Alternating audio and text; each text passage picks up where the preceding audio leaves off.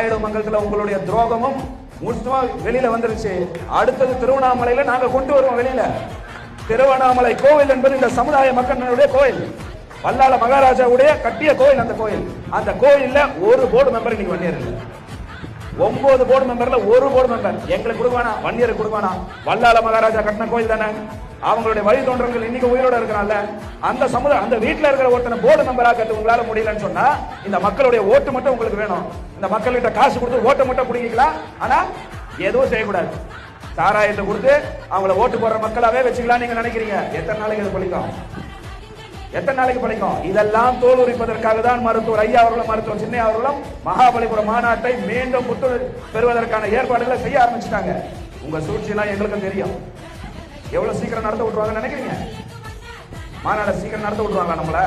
எத்தனை தடைகள் வந்தாலும் தடைகளை உடைத்திருந்து இந்த மகாபலிபுரம் மாநாடு நிச்சயம் நடக்கும்னு ஐயா சொல்ல வச்சிருக்கிறார்.